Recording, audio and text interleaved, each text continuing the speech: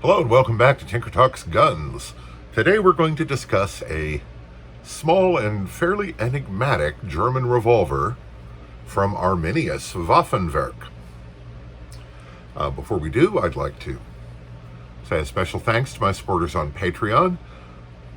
Ammunition, reloading components, firearms. This all costs money and your contributions help more than you know. And I'd also like to thank Channel Benefactors like the collector who allowed me to review this weapon. So, this is a small Nagant pattern revolver.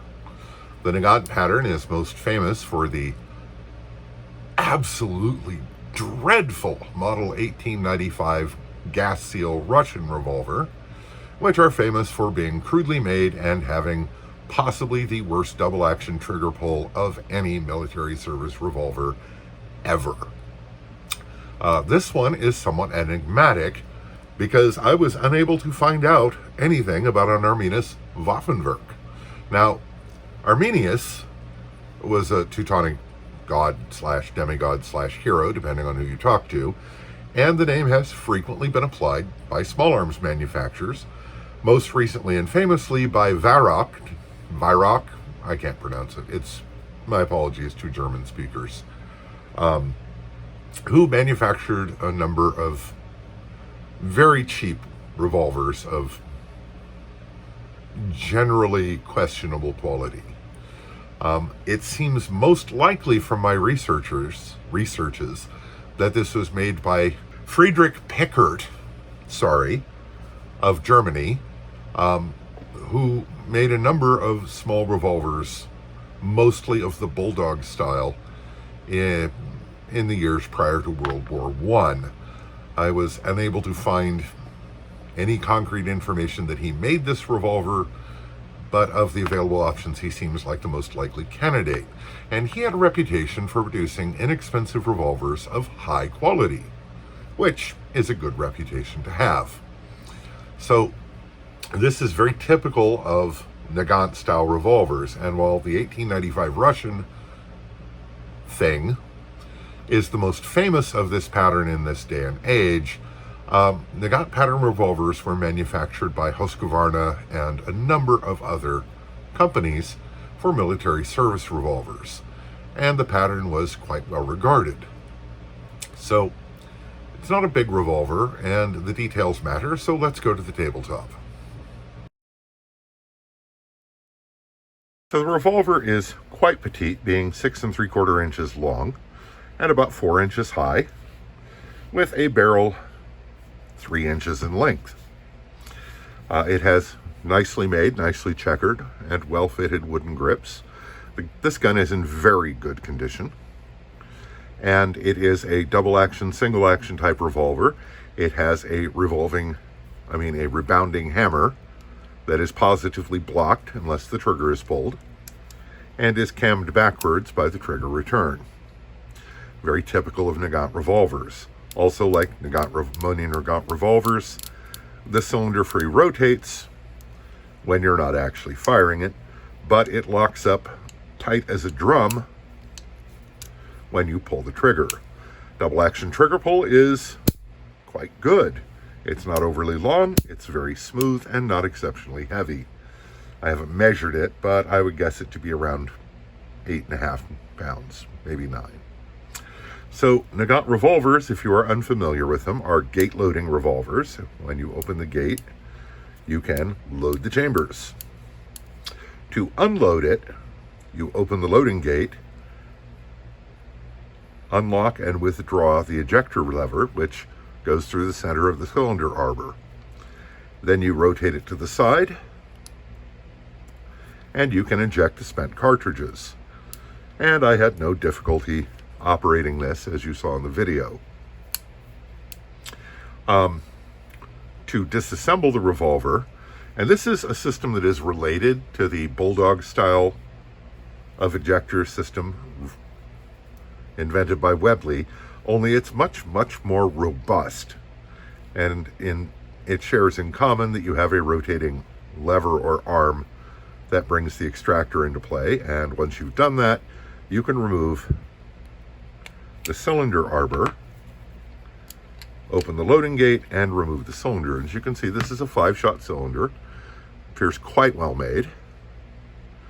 And it is chambered for 32 Smith & Wesson, whose main redeeming feature is that it's not as bad as 32 Colt.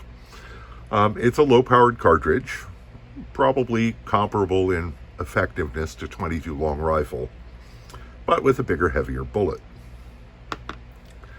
So, you see the arbor pin has a modest little spring which helps retain it, and not really much in the way of features other than that.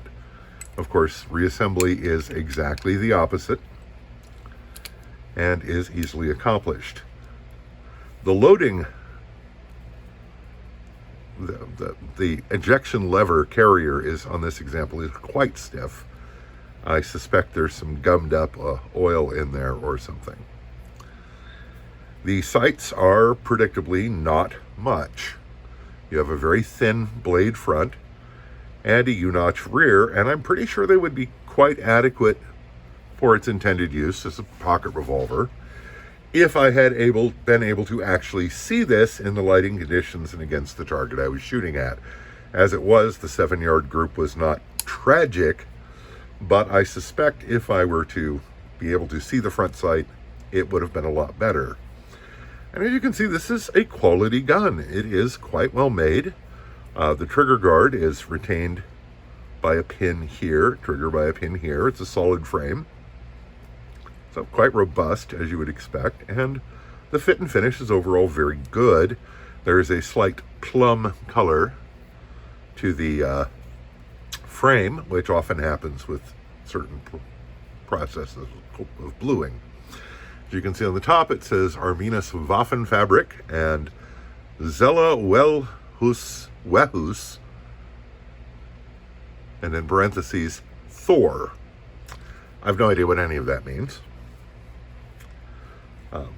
And it would be Zella Vehus, I don't know.